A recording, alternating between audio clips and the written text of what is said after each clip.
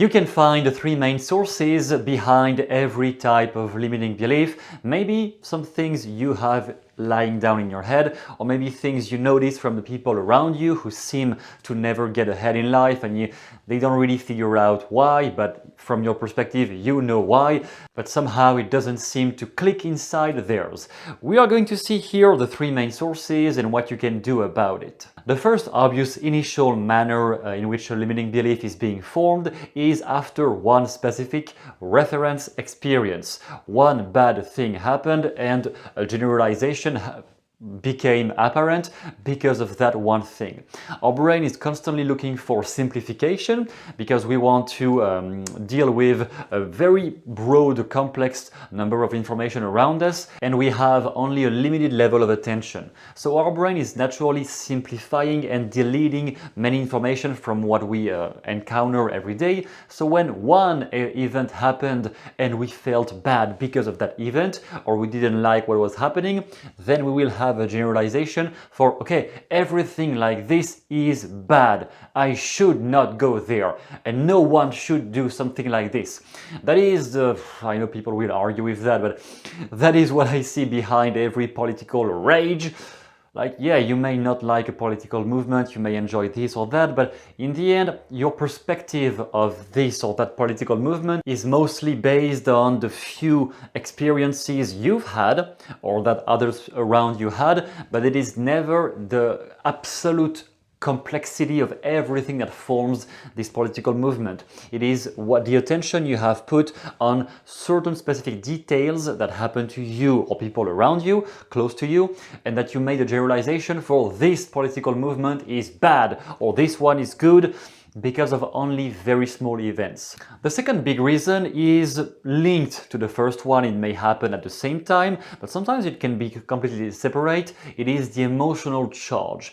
When an emotion has been too strong and has been repressed because it was too difficult to deal with at the moment it happened, then many cognitive distortions may happen because of that repressed emotion. For example, if someday you have been exposed to a car accident and the guy who was in the car that caused the accident was a blonde guy, for example, maybe you will not consciously associate, oh, blonde people can drive more bad than usual than others, but if the fear and the stress of having been witnessing that, especially if you had never been exposed to shocking experiences before in your life, that may be too traumatic and your mind again may attach a link with, oh, blonde people causing stress, fear.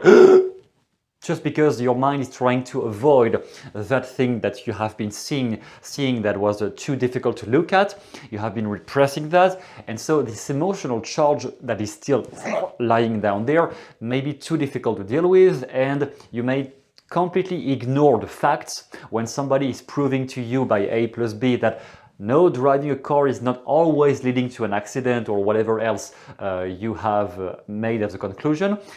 No matter how many facts, arguments, logical statements people will show you, you will just ignore them. Your consciousness will just ignore them because the emotional charge is too strong. And since the emotions are part of the limbic brain that was, in the evolutionary perspective, the limbic brain was older than the cortex that is responsible for logic, for facts, for understanding conscious knowledge, then if something is completely purely emotional, the tactical critical information may not even penetrate your brain because the emotional charge is too strong. So that is one big hint when you encounter a client as a coach who is into pure emotional mode.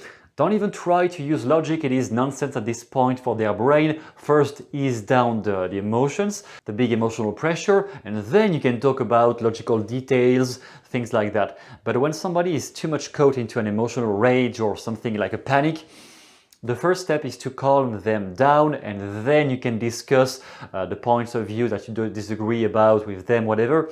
Only do that once they are calmed down. And the third reason why limiting beliefs become shaped, which this one may be more difficult to deal with, it is the cultural and social conditioning around us. The culture you have been growing up into have implicit rules inside it. And even if we might argue that everything in the West is the same thing, or like everything in every developed country is the same thing, Not completely, specifically when you have been traveling. I have been in 12 different countries myself. From one place to another, you may have a completely different cultural background, and people may not believe in the same things in terms of what humanity should do, in terms of what politicians should do or should not do. It might be completely different from one country to another, even from one social class to another. So the culture you're part of will affect your beliefs whether you want it or not. And when we encounter a cultural belief in a client, I'm not sure those ones are a good bet to try to change them unless the client himself or herself has come at the conclusion that this was toxic for them and they want to change. In that case, yes. Otherwise, I would say better not touch that because it is so deeply rooted. We are just always part of a group anyway. Even people who claim to be lonely, they are in the back of their head associating themselves with a specific social group of people. So their head is conditioned by a set of beliefs that belong to that group. Trying to change that may put into question many other consequences, like what am I still part of that group if I don't believe in this anymore? That is a way deeper topic. So I would not encourage to try to change the cultural beliefs in somebody unless they want to. And otherwise, just question, where do you believe this comes from? And that is the point of this video, to show you those 5 questions, which are things you can use to evaluate yourself and the perspective of people you discuss with, noticing if what you believe into really belongs to you. Did you choose to believe in that, or was it imposed to you by somebody or something else? The first one is, from which perspective am I seeing this right now? Do I see this from my own eyes, or do I see this from an adult perspective or from a child perspective? Do I see this from the culture I was made into, I grew up into, or do I understand this from somebody else's perspective who had great arguments, who had great statements and great facts about it, but that I did not investigate myself? The second one is, which presuppositions do I take for granted about it? That will force you to go dig deeper. Okay, you believe that animals shouldn't be killed, or that animals can be killed. Whatever is your opinion, just notice which implied presuppositions are hidden behind what you believe. Some of the presuppositions behind that might be that if animals can't be killed anymore, then you will have to change your food consumption, you will have to change your the way you eat, maybe, and that may be a concern. Some people would say no to this just because they don't want to change their habits, but in that case it is not really a valid point either, because it is only a personal reason, not a reason about everything on earth. Whatever it is, just investigate what is it that you're not clearly saying or looking at linked with the topic you are kind of stuck into right now. Who decided that what is true and what is not true about it? I love this one because when I ask people to explain why do they believe in this or that, in so many cases what it comes down to is just, I heard somebody saying it.